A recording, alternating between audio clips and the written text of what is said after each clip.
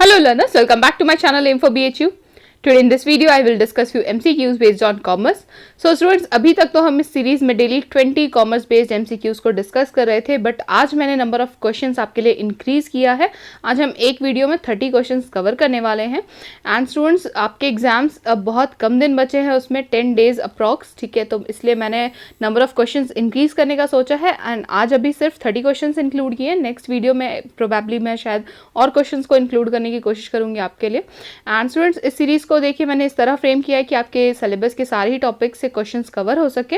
You all can use this series for your revisions and this is an MCQ based video. So again before starting the video I will suggest you the same thing that her question का answer मेरे बताने से पहले आप video को pause करके अपना response उस पर्टिकुलर क्वेश्चन के लिए नोट करिएगा एंड देन वीडियो को प्ले करके चेक करिएगा कि आपके आंसर्स कितने सही हैं. इससे आपकी प्रैक्टिस भी हो जाएगी स्टूडेंट्स एंड एवेल्यूशन भी हो जाएगा आपकी प्रिपरेशन का. So all the very best dear students. And again if you have any queries just drop them in the comment box. I will surely address your concern. And just to remind, through my channel I am here to help you cover your syllabus and guide you throughout your journey. So stay tuned to my channel for more such videos and let's begin now. So students, question number 81 तक कल हमने जो है video series के part 4 में complete कर लिया था. आज हम क्वेश्चन नंबर 81 से स्टार्ट कर रहे हैं और आज हम ज़्यादा क्वेश्चन सॉल्व करने वाले हैं, इसलिए आज हम क्वेश्चन नंबर 110 तक जाएंगे. ठीक है, 30 क्वेश्चंस इंक्लूडेड है इस वीडियो में. ओके, क्वेश्चन नंबर 81 में है कि internal check is a part of. So students, internal check आपसे पूछ रहा है it is part of what. ठीक है, तो A option says internal audit, B says internal control, C says annual audit या D says standard audit. So students, ये internal check जो है ना, ये पार्ट होता है इंटरनल कंट्रोल का. ठीक है, इंटरनल कंट्रोल का पार्ट है ये internal check. And further questions में मैं आपको इसकी डेफिनेशन भी जो है एक्सप्लेन करूंगी. एक क्वेश्चन मैंने इससे रिलेटेड और आपके लिए ऐड किया है. ठीक है, तो फिलहाल आप बस इतना जानिए कि ये इंटरनल कंट्रोल का पार्ट है. फर्दर इसकी डेफिनेशन मैं क्वेश्चन के साथ ही आपको एक्सप्लेन कर दूंगी. ठीक है, next we have question number 82. इसमें पूछा है कि cost audit report is to be submitted to whom. ठीक है, तो कॉस्ट ऑडिट की रिपोर्ट होती है वो किसे सबमिट की जाती है. ऑप्शन है आपके पास, A the company, B the central government with a copy to the company and C the central government या डी द कंपनी सेक्रेटरी. तो स्टूडेंट्स, ये जो कॉस्ट ऑडिट की रिपोर्ट होती है ये हमेशा सेंट्रल गवर्नमेंट को तो दी ही जाती है, बट इसकी एक कॉपी भी जो है कंपनी को भी सेंड की जाती है. तो यहाँ पे अगर सिर्फ सेंट्रल गवर्नमेंट वाला ऑप्शन अगर आप जो है टिक कर देंगे तो वो गलत हो जाएगा. बहुत लोगों को शायद सेंट्रल गवर्नमेंट याद रह जाता है और कॉपी टू द कंपनी वाली चीज़ भूल जाते हैं.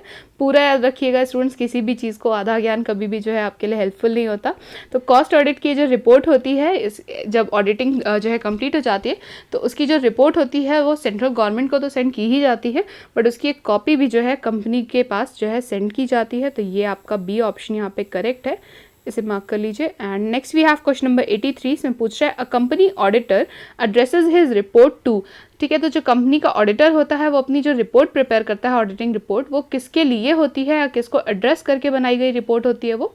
ए ऑप्शन से is board of directors, B से इज मेंबर, सी से इज मैनेजिंग डायरेक्टर या डी कंपनी सेक्रेटरी. तो देखिए यहाँ पे स्टूडेंट्स, जो आपका करेक्ट ऑप्शन है वो है मेंबर्स. हमेशा जो कंपनी की ऑडिट रिपोर्ट्स होती हैं, जो कंपनी ऑडिटर होता है वो अपनी रिपोर्ट्स में एड्रेस किसे करता है, मेंबर्स को करता है. ठीक है, बी ऑप्शन करेक्ट है, इसे मार्क कर लीजिए. Next we have question number 84. इसमें पूछा कि which one of the following sections of companies act 1956 relates to the maintenance of proper books of accounts. So students, आपके जो कंपनीज एक्ट 1956 है इसमें मेंशन है. ठीक है, हर एक सेक्शन में हर एक चीज़ से रिलेटेड प्रोविजंस मेंशन है, बट ये प्रोविजन किस सेक्शन में मेंशन है कि that there should be a maintenance of proper books of accounts. तो बुक्स ऑफ अकाउंट्स को प्रॉपरली मेंटेन करने के लिए ये जो प्रोविजन है स्टूडेंट्स, ये है सेक्शन 209 में. सो स्टूडेंट्स, यहाँ पे आपका सी ऑप्शन करेक्ट है. सी ऑप्शन ये जो है सेक्शन 209. ठीक है, कंपनीज एक्ट 1956 के सेक्शन 209 में ये दिया हुआ है that the maintenance of books of account should be properly maintain. ठीक है, तो ये चीज़ यहाँ पे आप देख सकते हैं. सी ऑप्शन करेक्ट है, इसे मार्क कर लीजिएगा. And next we have question number 85. Numerical question है ये. इसमें पूछ रहा है कि X and Y are partner sharing profit in the ratio 4:3. They admit Z as a new partner and the new profit sharing ratio is 7:4:3. The sacrificing ratio between x and y will be. So students, यहाँ पे आपको x और y का already जो ratio था profit sharing ratio ये पता है, और z के एडमिशन के बाद जो प्रॉफिट शेयरिंग रेशियो चेंज हो जा रहा है ये भी दिया हुआ है. आपको ये बताना है कि जो सेक्रीफाइसिंग रेशियो है x और y के बीच में ये कितना होगा. सो स्टूडेंट्स, ये तो बहुत ही ईजी सा क्वेश्चन है. आई होप आप ज़रूर इसे सॉल्व कर पाएंगे. ये ऑप्शन मैं जो करेक्ट ऑप्शन है वो बता दे रही हूँ आपको, D 1:2। ठीक है, ये सारे क्वेश्चंस मैं आप खुद सॉल्व करके तभी आपको देती हूँ स्टूडेंट्स। तो अगर कहीं पे भी आपसे नहीं सॉल्व हो रहा है या कन्फ्यूज़न हो रही है तो आप मुझे ज़रूर बताइएगा। ठीक है, अगर नहीं सॉल्व होता है तो मैं आपको सोल्यूशंस प्रोवाइड कर दूंगी, अदरवाइज आप खुद से अगर सॉल्व करेंगे तो आप ही की प्रिपरेशन बेटर होगी इससे। Next we have question number 86। इसमें पूछा कि BIPA is meant for. So students, ये एक टाइप ऑफ एग्रीमेंट होता है। अगर आपको इसका फुल फॉर्म नहीं पता होगा, इसके बारे में नहीं पता होगा, तो आप ये भी नहीं बता पाएंगे कि ये एग्रीमेंट किस लिए होता है, किस बारे में होता है। ठीक है, तो ये बेसिकली इस BIPA का फुल फॉर्म मैं पहले बता देती हूँ आप लोग को। It is bilateral investment promotion and protection agreement. ठीक है, तो bilateral investment promotion and protection agreement इसका फुल फॉर्म है। एंड ये जो एग्रीमेंट होता है ये किस टाइप का एग्रीमेंट होता है? A option says investment in country, B says peaceful use of atomic power, C allowing students to visit each others nation, या D allowing people to come for medical treatment. देखिए, ये जो BIPA agreement होता है basically ये हमेशा दो countries के बीच में होता है। इंडिया ने बहुत सारी कंट्रीज़ के साथ जो है इस तरह के एग्रीमेंट में है इंडिया। ठीक है, एक बार बीच में 2010 के अप्रॉक्स सूडान के साथ इंडिया ने किया था, वो भी बहुत न्यूज़ में था उस टाइम पे। ठीक है, तो ये सारी चीज़ें आप लोग को थोड़ी थोड़ी आप लोग देखते ज़रूर होंगे न्यूज़ वगैरह में, लेकिन हमेशा याद रहने वाली चीज़ें नहीं होती हैं ये। बट BIPA किस टाइप का एग्रीमेंट है ये आपके लिए जो है ज़रूर इंपॉर्टेंट हो सकता है स्टूडेंट्स। सो ये इन्वेस्टमेंट इन कंट्रीज़ के लिए होता है बेसिकली। इस तरह का अगर दो कंट्रीज़ आपस में इस तरह के एग्रीमेंट में है तो that means they are investing in each others country. ठीक है, तो यहाँ पे BIPA का फुल फॉर्म भी देखिए मेंशन है, आप चाहें तो इसे नोट भी कर सकते हैं, bilateral investment promotion and protection agreement. ठीक है, तो इसका ये फुल फॉर्म है, इसे नोट कर लीजिएगा। ए ऑप्शन यहाँ करेक्ट है आपका, investment in countries. Next we have question number 87। इसमें आपको बैलेंस ऑफ ओल्ड प्रोविजन दिया हुआ है डाउटफुल डेट्स के लिए। ठीक है, एंड द बैड डेट्स दिए हुए हैं during the year, and also जो न्यू प्रोविजन है वो भी दिया हुआ है। सो स्टूडेंट्स, ये आई थिंक आप ज़रूर इसे सॉल्व करना आपको याद होगा कैसे करते हैं इसे सॉल्व, तो आप ट्राई कीजिएगा। आंसर जो है आपका है वो ₹17,000, सी ऑप्शन यहाँ करेक्ट है। अगर आपसे नहीं सॉल्व होगा तो अगेन मैं यही बताऊंगी आपको कि आप मुझे बताइएगा ज़रूर। आप कमेंट बॉक्स में अपनी प्रॉब्लम्स, इस तरह की जितनी भी न्यूमेरिकल प्रॉब्लम्स हैं स्टूडेंट्स, उसे मेंशन कर सकते हैं। Because of lack of time मैं यहाँ पे सॉल्व नहीं कर रही हूँ आपके लिए, बट ये ईजी क्वेश्चन है, मैंने कोई बहुत ऐसे हार्ड क्वेश्चन इंक्लूड नहीं किए हैं। बट हाँ, अगर कोई ऐसा क्वेश्चन मुझे समझ में आएगा जो कि हार्ड होगा और आपके इस PDF में इंक्लूडेड भी होगा इस PDF में, तो मैं ज़रूर उसका जो है आपको तरीका बता दूंगी कि सॉल्व कैसे करते हैं। बट ये सारे तो बेसिक्स हैं, तो मुझे लगता है आप लोग ज़रूर इसे अच्छी तरह से सॉल्व कर पाएंगे। Next we have question number 88। ये है कि A and B sharing profit in the ratio of 3:2 and having capitals of ₹30,000 for A and 15,000 for B decided to dissolve the firm. ठीक है, after paying for all the liabilities, cash received realized from various assets is ₹15,000. How will this amount be distributed it to A and B? देखिए students, dissolution के case में जो Capitals होती हैं, capital ratio में जो है चीज़ें जो है डिवाइड नहीं होती हैं डिसोल्यूशन के केस में। यहाँ पे जो प्रॉफिट शेयरिंग रेशियो है 15,000 को आप 3:2 के रेशियो में अगर डिवाइड करेंगे तो आएगा 9,000 एंड 6,000। ठीक है, तो यहाँ पे आपका जो ए ऑप्शन है ये करेक्ट है। इस तरह से अगर मैं वर्बली भी शायद आपके लिए सॉल्व कर दूं तो आपके लिए आसान हो जाएगा, इसलिए मैं इस तरह से भी बता दे रही हूँ आपको। ठीक है, next we have question number 89। ठीक है, इसमें X and Y are sharing profits in the ratio of 7:3 and admit Z on okay, ये 3/7 शेयर है स्टूडेंट्स, 3 और 7 के बीच में स्लैश जो है शायद मिसिंग है, तो यहाँ पे Z का 3/7 share in of the new firm है। ठीक है, Z takes 2/7 from X and 1/7 from Y। ठीक है, what is the new ratio among X, Y and Z? So students देखिए, X का पहले शेयर कितना था, 7:3 में से 7/10, और उसमें से 2/7 कौन ले रहा है, Z। ठीक है, तो अगर आप 7/10 में से 2/7 माइनस करेंगे तो आएगा 29/70। ठीक है, तो X का शेयर हो जाएगा 29/70। इसी तरह से Y का पहले शेयर था 3/10, इसमें से आप 1/7 माइनस करेंगे तो आएगा 11/70। ठीक है, तो यहाँ पे आप देख सकते हैं डी ऑप्शन है ना, ये हमारा रिलेट कर पा रहे हैं हम इससे, तो यहाँ पे डी ऑप्शन ही करेक्ट है वैसे। और अगर आप सॉल्व करेंगे तो आप बड़ी आसानी से सॉल्व करेंगे। इस तरह के क्वेश्चंस में तो बहुत ही आसान रहता है स्टूडेंट्स। अगर न्यू पार्टनर जो है एग्जिस्टिंग पार्टनर्स से जो शेयर ले रहा होता है, अगर वो हमें दिया होता है क्वेश्चन में, तो बहुत ही आसानी से सॉल्व हो जाता है। तो यहाँ पे डी ऑप्शन करेक्ट है आपका, 29:11:30, तो इसे मार्क कर लीजिएगा। एंड नेक्स्ट वी हैव, इसमें क्वेश्चन नंबर 90 में गिवन है आपको ओपनिंग इन्वेंट्री दी हुई है, क्लोजिंग इन्वेंट्री दी हुई है, कॉस्ट ऑफ गुड्स सोल्ड भी पता है। ठीक है, and what is the amount of purchase, आपसे अमाउंट ऑफ परचेजेस पूछ रहा है स्टूडेंट्स। तो आई होप ये वाला फॉर्मूला आपको याद होगा कि cost of goods sold is equal to opening inventory plus purchases minus closing inventory. ठीक है, तो इस तरह से अगर आप सॉल्व करेंगे तो आपका आंसर आ जाएगा। कॉस्ट ऑफ गुड्स सोल्ड का जो फॉर्मूला होता है गुड्स सोल्ड का, वही यहाँ पे अप्लाई हो रहा है students. Cost of goods sold is equal to opening inventory plus purchases minus closing inventory. Solve कीजिएगा, 20,000 इसका आंसर है, ए ऑप्शन यहाँ करेक्ट है। Next we have question number 91। इसमें पूछ रहा है कि the following data is provided to you, fixed cost is equal to 20,000, selling price per unit is equal to 25,000। Okay students, ये ना मार्जिनल कॉस्टिंग का क्वेश्चन है। ठीक है, आपसे यहाँ पे पूछा जा रहा है कि find out the selling price per unit if BEP यानी break even point is brought down to 2,000 units. मुझे देखिए स्टूडेंट्स, ये ध्यान नहीं है कि ये मैंने BCom में पढ़ा है, मुझे इतना ज़रूर याद है, लेकिन स्कूल्स में मैंने पढ़ा या नहीं 11th-12th में। ठीक है, तो ये हो सकता है अगर ये BCom का ही है, अगर सिर्फ सिलेबस तो ये आपके लिए नहीं है, ये MCom स्टूडेंट्स के लिए रिलेवेंट होता। बट अगर ये आपने कहीं भी स्कूल में पढ़ा है 11th में या 12th में अपने, तो ये क्वेश्चन आप ज़रूर ट्राई कीजिएगा सॉल्व करने का। मुझे ध्यान नहीं आ रहा है कि ये मैंने स्कूल्स में पढ़ा है या नहीं, BCom में पढ़ा है इतना तो मुझे कन्फर्म है। तो अगर मुझे जहाँ तक ध्यान है कि ये आप लोगों के सिलेबस का नहीं है तो इसे मत अटेम्प्ट कीजिएगा। बट अगर आपने कहीं भी पढ़ा है तो एक बार सॉल्व ज़रूर कीजिएगा। ठीक है, इसका आंसर है C, 50 रुपीज़। ठीक है, ₹50। Next we have question number 92। Among the following which is not an error of commission. So students, यहाँ पे जितने भी टाइप ऑफ एरर दिए हुए हैं आपको, उसमें से आपको ये बताना है कि कौन सा एक एरर ऑफ कमीशन नहीं है, नॉट पूछा हुआ है यहाँ पे। ठीक है, तो A says wrong totalling, B says recording with wrong amount, C says wrong posting या D escape from posting. So students, escape from posting यानी कि ओमिशन फ्रॉम पोस्टिंग। ठीक है, तो ये ओमिटिंग एरर्स हो गया। तो यहाँ पे आपका D जो है एरर ऑफ ओमिशन की तरह है, तो ये एरर ऑफ कमीशन नहीं है बिल्कुल। ठीक है, तो यहाँ पे D ऑप्शन करेक्ट है, इसे मार्क कर लीजिएगा। Next we have question number 93। Internal check means what. तो इंटरनल चेक का मतलब क्या होता है स्टूडेंट्स, ये मैंने आपको जो है फर्स्ट क्वेश्चन में बताया था, ओपनिंग क्वेश्चन यही था हमारा कि इंटरनल चेक किसका पार्ट होता है। ये इंटरनल कंट्रोल का पार्ट है। बट इंटरनल चेक का मतलब क्या होता है स्टूडेंट्स, यहाँ पे ऑप्शन में पढ़ लेते हैं हम। A checking of accounts by cashier, B checking of accounts by the internal auditor, C checking the work of one person by another automatically, या D managerial control internally over the subordinates. तो यहाँ पे जो internal check है students, इसका मतलब basically ये होता है that checking the work of one person by another automatically. तो यहाँ पे C ऑप्शन आपका करेक्ट है, इसे मार्क कर लीजिए। And next we have question number 94। इसमें पूछा है कि दैट वेरिफिकेशन इंक्लूड्स व्हाट।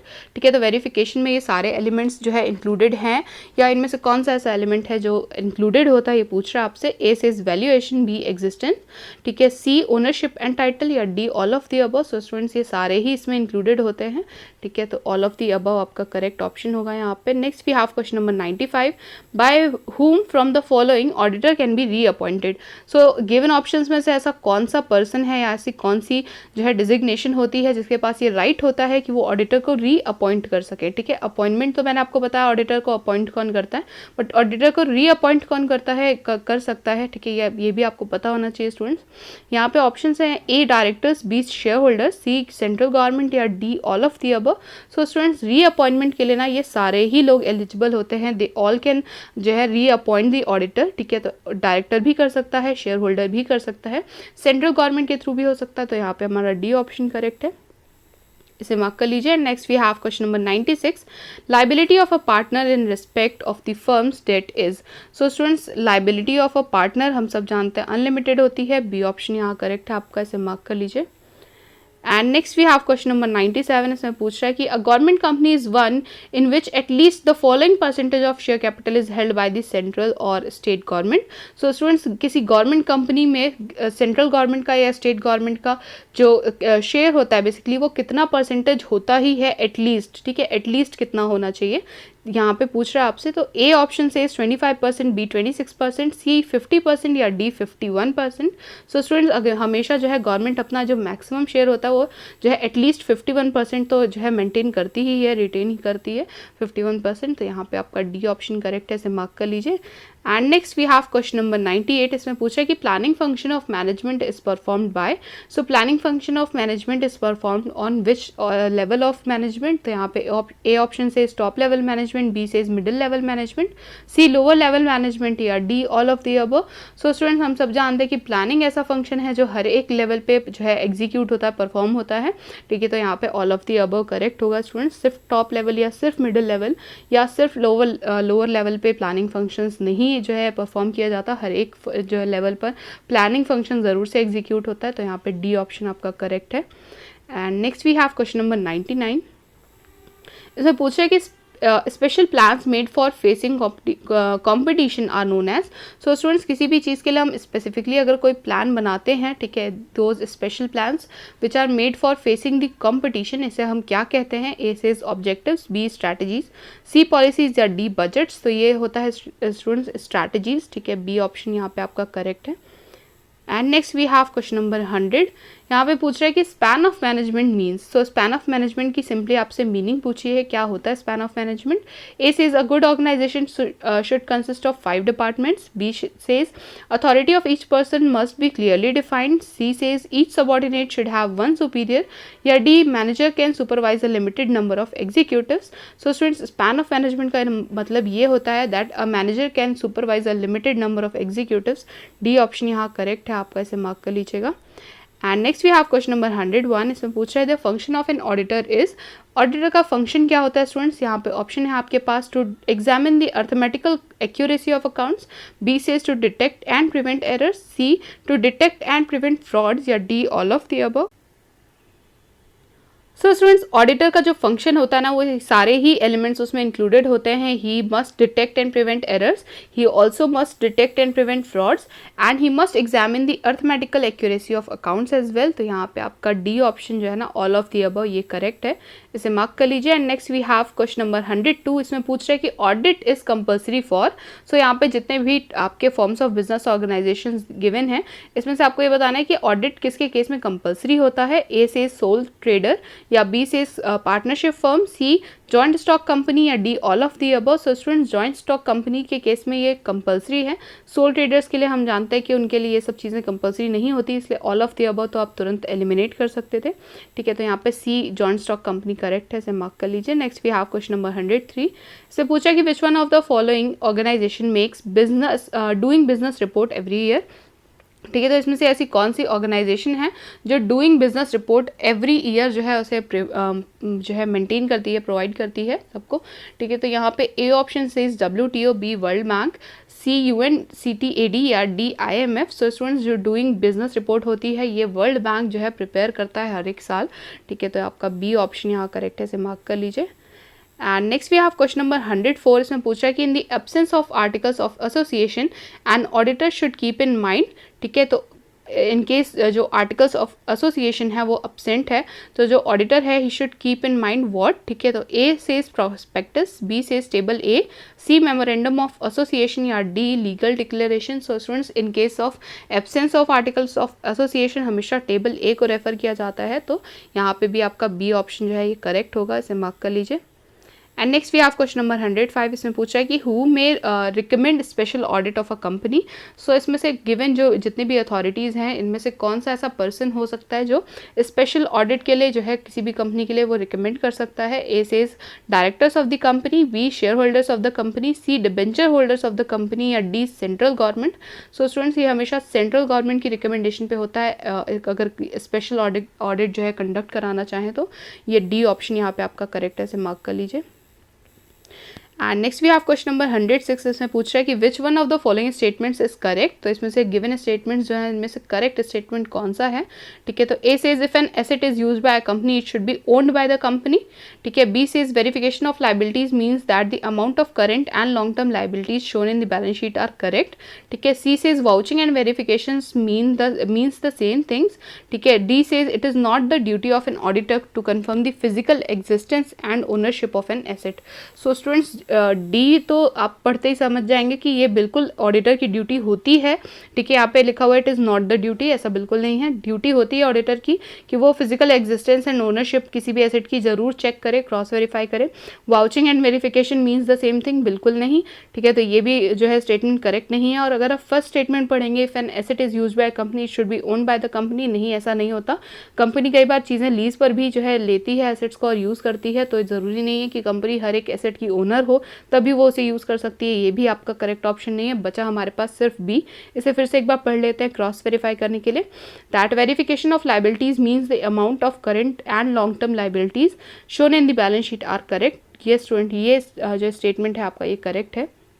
तो इसे मार्क कर लीजिए, we have B as our option, ठीक है, करेक्ट ऑप्शन यही है। Next we have question number 107, इसमें पूछ रहा है कि which one of the following terms is normally not seen in the field of international relations. So students, इसमें से कौन सी ऐसी गिवन जितनी भी चीज़ें हैं उसमें से ऐसी कौन सी पर्टिकुलर टर्म है जैसे जब इंटरनेशनल रिलेशंस देखे जाते हैं तो उसमें इसे कंसीडर नहीं किया जाता इस फैक्टर को।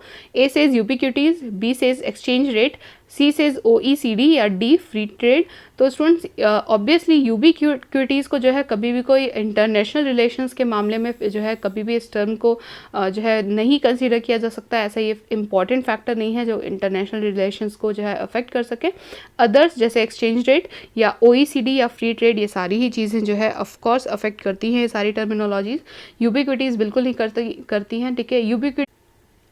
यूबिक्विटीज़ का बेसिकली मतलब ये होता है स्टूडेंट्स कि ऐसी चीज़ें जो हर जगह प्रेजेंट हो, जैसे लेबर, ठीक है, तो हर एक कंट्री में लेबर होता है। चीप या ये बात अलग हो जाएगी कि चीप लेबर कहीं अवेलेबल होते हैं जहाँ की पॉपुलेशन ज़्यादा है, ठीक है, लेकिन ऐसा नहीं होता कि लेबर जो है सिर्फ एक ही कंट्री में एग्जिस्ट करते हैं दूसरे में नहीं करेंगे, ठीक है। बेसिक जो सॉइल होती है वो हर जगह एग्जिस्ट करती है, ठीक है। एक टाइप ऑफ सॉइल पर्टिकुलर हो सकता है, कहीं कहीं की भी जो है स्पेसिफिकली वहाँ की स्पेशल हो तो वहीं पर मिले किसी एक लोकेशन पर, बट यूबिक्विटीज़ का मतलब यही होता है ऐसी चीज़ें जो हर जगह जो है मिल जाएं, ठीक है, हर जगह जो चीज़ प्रेजेंट हो, ठीक है। तो यहाँ पे आई डोंट थिंक कि इंटरनेशनल रिलेशंस के केस में यूबिक्विटीज़ को कंसीडर किया जाता होगा, ठीक है। तो ए ऑप्शन यहाँ पे आपका करेक्ट है। एंड स्टूडेंट्स, यहाँ पे मैंने OECD का आपको फुल फॉर्म भी मेंशन कर दिया है, सो दैट जब भी आप इस तरह के क्वेश्चंस को पढ़ते रहें, भले ये आपका सही ऑप्शन ये नहीं था बट स्टिल आपको OECD का एक बार पढ़ते वक्त जो है आप नोट्स बनाते वक्त अगर इसे भी मेंशन कर लेंगे तो अच्छा रहेगा, रिवाइज हो जाएगा बेसिकली फुल फॉर्म, ठीक है। OECD क्या होता है? Organisation for economic cooperation and development,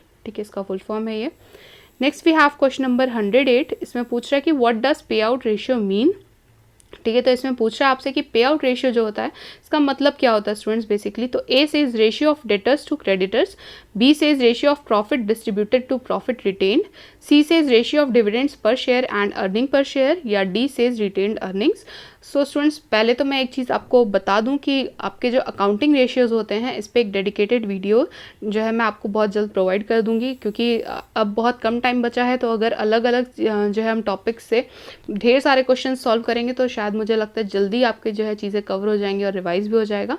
तो अब हम जो है टॉपिक्स को पकड़ के चलेंगे, जैसे एक बार मैं अकाउंटिंग रेशियोज़ को पढ़ा दूंगी, फिर फाइनेंशियल मार्केट्स हैं, फिर आपके जो है करंट अफेयर्स हैं उनके बारे में, ठीक है। इस तरह के वीडियोज़ जो रहेंगे उसमें हम ज़्यादा से ज़्यादा क्वेश्चंस एक ही वीडियो में सॉल्व करेंगे, सीरीज़ की तरह मैं अलग अलग प्रोवाइड नहीं करूँगी अब, ठीक है। तो अब इस क्वेश्चन को पहले देख लेते हैं। यहाँ पे मैंने जितने भी आपके लिए ऑप्शंस रीड आउट किया, हमेशा देखिए पे आउट रेशियो क्या होता है, it is ratio of dividend per share and earning per share. तो यहाँ पे आपका सी ऑप्शन करेक्ट है, इसे मार्क कर लीजिएगा, ठीक है। Next we have question number 109, इसमें पूछा है that consider the following statements. आपको दो स्टेटमेंट्स दिए हुए हैं स्टूडेंट्स, इसमें से आपको ये बताना है कि कौन सा स्टेटमेंट इनमें से करेक्ट है, ठीक है। A says premium on issue of shares is transferred to general reserve account. कभी भी देखिए हम जब इशू ऑफ शेयर्स जो है प्रीमियम पे कंपनी करती है, अपने शेयर्स को इशू कर रही है प्रीमियम पे, तो कभी भी जो जनरल रिजर्व अकाउंट होता है उसमें तो नहीं जाता है स्टूडेंट्स। हम सब जानते हैं शेयर प्रीमियम अकाउंट होता है एक, हम उसी में सारा जो है प्रीमियम का अमाउंट उसमें जो है ट्रांसफ़र करते हैं, तो ये शेयर प्रीमियम अकाउंट होता है। अगर यहाँ पे लिखा हुआ तो ये स्टेटमेंट बिल्कुल करेक्ट होता, ये स्टेटमेंट करेक्ट नहीं है, ठीक है। तो सेकेंड देख लेते हैं ये करेक्ट है या ये भी फॉल्स है। सेकेंड स्टेटमेंट है कि for declaration of bonus shares out of general reserve a resolution of in the share holders meeting is necessary. हाँ स्टूडेंट्स, ये स्टेटमेंट करेक्ट है। कभी भी जब बोनस शेयर्स को जो है इशू करना होता है या डिक्लेयर करना होता है, ठीक है, आउट ऑफ जनरल रिजर्व, तो कभी भी जो शेयर होल्डर्स की मीटिंग होती है उसमें रेजोल्यूशन पास करना ज़रूरी है, it is a necessary step. तो यहाँ पे आपका जो सेकंड ऑप्शन है ये करेक्ट है, सेकंड स्टेटमेंट। तो हम देख लेते हैं कौन सा ऐसा ऑप्शन है जो सिर्फ, अच्छा, टू ओनली, ये जो बी ऑप्शन है, ठीक है, इसमें लिखा हुआ ये टू ओनली, यानी कि सेकेंड स्टेटमेंट सिर्फ करेक्ट है, फर्स्ट करेक्ट नहीं है, इसलिए हम बी ऑप्शन को मार्क करेंगे स्टूडेंट्स, ये करेक्ट ऑप्शन है आपका, ठीक है। Next we have question number 110, the last question for today. इसमें पूछा है कि how is calls in arrear shown in the balance sheet on the liability side. So students, liability side में जब हम कॉल्स इन एरियर शो करते हैं तो किस तरह शो करते हैं पूछ रहा है आपसे यहाँ पे।